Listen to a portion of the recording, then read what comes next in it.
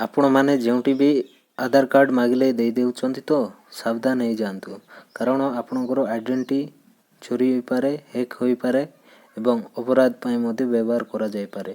ତ ସେଇଥିପାଇଁ ଆପଣମାନେ ମାସ୍କ ଆଧାର ବ୍ୟବହାର କରନ୍ତୁ, ଯେଉଁଥିରେ ଆଧାର କାର୍ଡ଼ର ଲାଷ୍ଟ 4ଟି ଡିଜିଟ୍ ଦେଖାଯାଉଥିବ।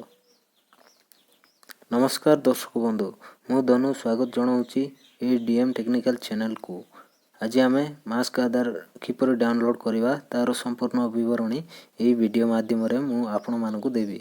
ଚାଲନ୍ତୁ ଆରମ୍ଭ କରିବା। ମାସ୍କ ଆଧାର ଡାଉନଲୋଡ଼ କରିବାକୁ ହେଲେ ନିଜର ମୋବାଇଲର ଯେକୌଣସି ବ୍ରାଉଜରକୁ ଯାଆନ୍ତୁ।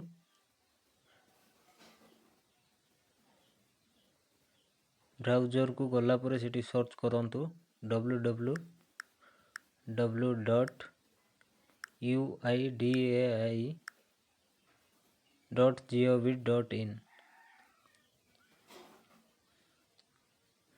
ସର୍ଚ୍ଚ କଲା ପରେ ଆପଣ ଇଂଲିଶ ଲାଙ୍ଗୁଏଜକୁ ସିଲେକ୍ଟ କରନ୍ତୁ।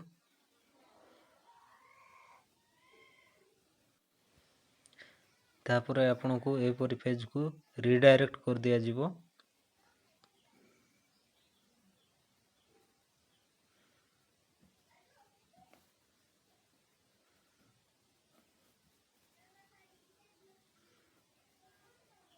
ଗେଟ୍ ଆଧାର ଲେଖା ହେଇଛି, ତାରି ତଳକୁ ଗଲେ ଡାଉନଲୋଡ଼ ଆଧାରରେ କ୍ଲିକ୍ କରନ୍ତୁ।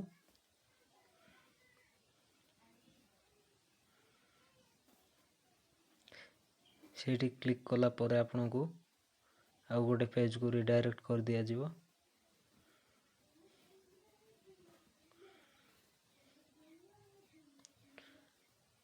ଡାଉନଲୋଡ଼ ଆଧାର ଏହି ଜାଗାରେ କ୍ଲିକ୍ କରନ୍ତୁ।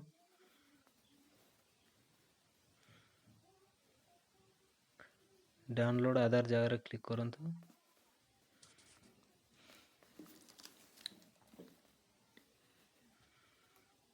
ତାପରେ ଆପଣ ଏହି ଜାଗାରେ ଆଧାର ନମ୍ବର ଦେଇଦେବେ, କ୍ୟାପ୍ଚା କୋଡ଼ ଦେଇଦେବେ। ତାପରେ ଆପଣଙ୍କର ଆଧାର ନମ୍ବର ସହିତ ଯେଉଁ ମୋବାଇଲ ନମ୍ବର ଲିଙ୍କ ଥିବ ସେଇ ମୋବାଇଲ ନମ୍ବରରେ ଗୋଟେ OTP ଯିବ।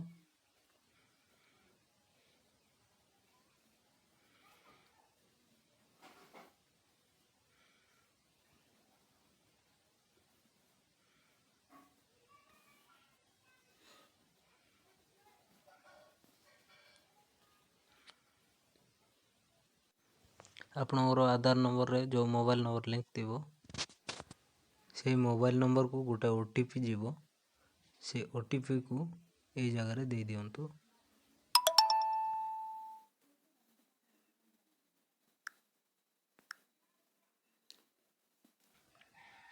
ଆପଣଙ୍କର ଆଧାରଟି ଡାଉନଲୋଡ଼ ହେଇଯିବ।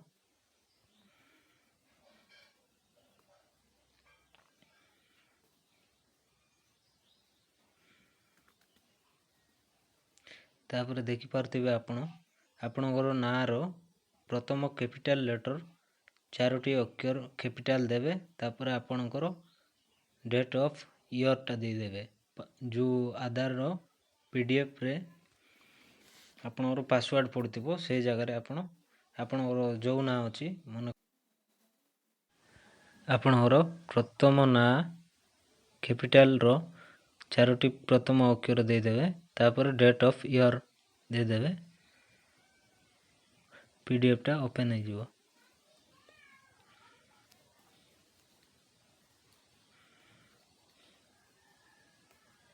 ଚାଲନ୍ତୁ ସେଟା ଓପେନ୍ କରିକିରି ଦେଖିବା।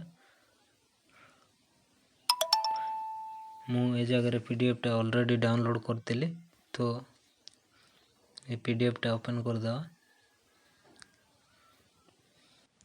ଯଦି ଭିଡ଼ିଓ ଭଲ ଲାଗିଛି ତ ଲାଇକ୍, ସେୟାର ଆଣ୍ଡ ସବସ୍କ୍ରାଇବ୍ କରନ୍ତୁ। Thank you for watching.